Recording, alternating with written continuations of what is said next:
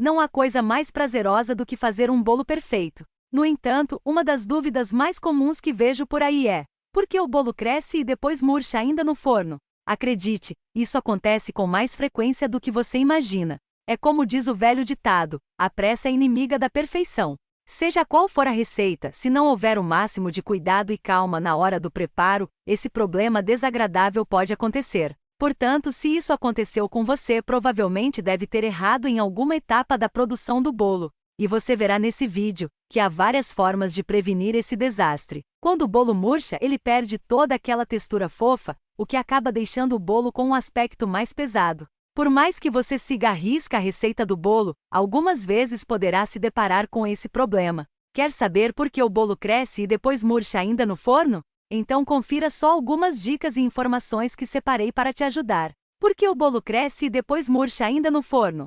Principalmente quem está começando a fazer bolos não se aguenta de curiosidade e dá aquela espiada pelo vidro do forno para ver o andamento do bolo. Nesse momento é possível ver se o bolo está crescendo como deveria ou não. Acontece que esse é um passo comum e independente se ele irá murchar depois ou não, aparecerá crescendo lindamente. O problema virá depois que a fase de crescimento acontecer. Geralmente o bolo pode murchar ainda no forno. Mas por que isso acontece? Na verdade, há uma série de fatores que podem impactar nesse resultado.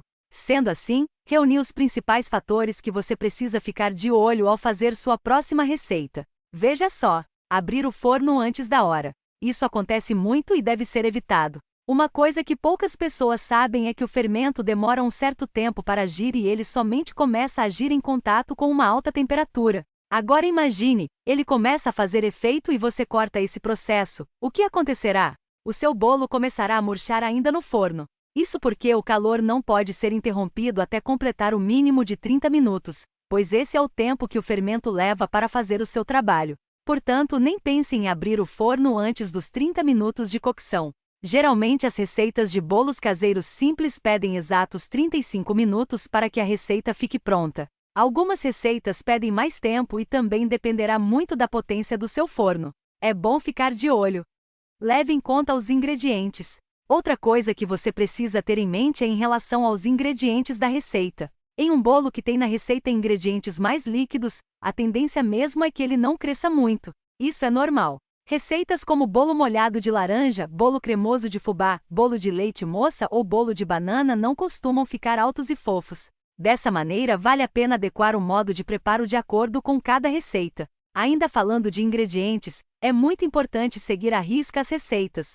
Isso porque se você colocar mais ingredientes líquidos do que sólidos, também afetará o crescimento do seu bolo. De olho na validade do fermento. É uma coisa que poderá te enganar. Afinal, um dos motivos que bolo começa a crescer no forno é também por causa das claras que são batidas na batedeira. Ao bater as claras do ovo, elas ficam com aquela aparência aerada e ao entrar em contato com a alta temperatura, elas dobram de tamanho. Isso pode te confundir ao pensar que o fermento está fazendo o seu trabalho. Mas a partir do momento em que você tira o bolo do forno, ele estará murcho porque o fermento estava vencido e não deixou seu bolo crescer. As claras, por sua vez, crescem somente em altas temperaturas e ao retirar do forno ou desligar elas começam a voltar ao seu tamanho normal.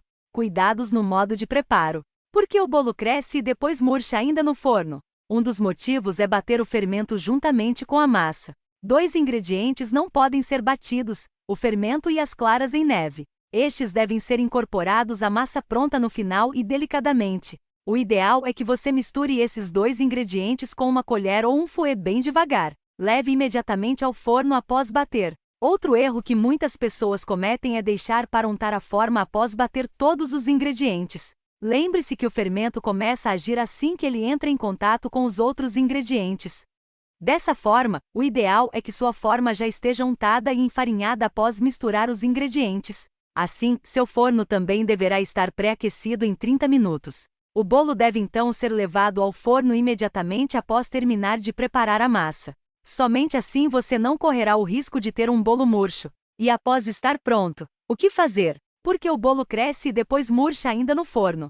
Aqui temos um impasse, pois algumas pessoas dizem que o ideal é retirar imediatamente do forno após o tempo total de preparo. Outras pessoas dizem que o choque térmico pode fazer com que o bolo murche, sendo necessário deixar o bolo esfriar naturalmente no forno após desligar. Eu já fiz alguns testes com minhas receitas e percebi que para bolos caseiros comuns é necessário retirar imediatamente do forno para que ele se mantenha alto. Já deixei uma receita esfriar naturalmente no forno e o que aconteceu?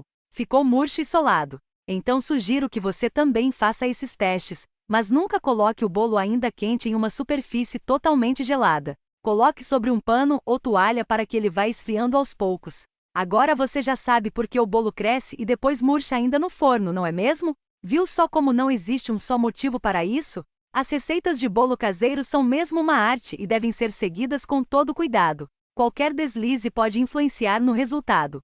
Ei, você aí que está assistindo esse vídeo, você tem o desejo de ganhar a vida fazendo e vendendo doces em casa?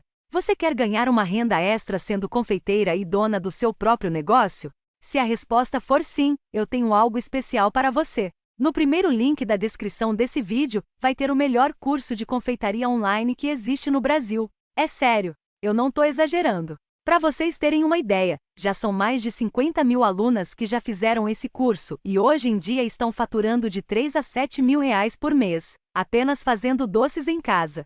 O curso Confeiteira de Sucesso contém um passo a passo simples, com técnicas incríveis e que vai ensinar do zero qualquer iniciante a conseguir se destacar como confeiteira em sua região. E ele ainda possui um certificado gratuito ao término.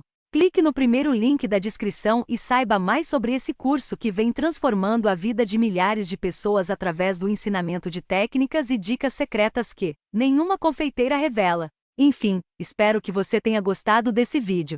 Se gostou, deixe seu like e compartilhe o vídeo para mais pessoas. Obrigada por assistir até o final e um beijão para você!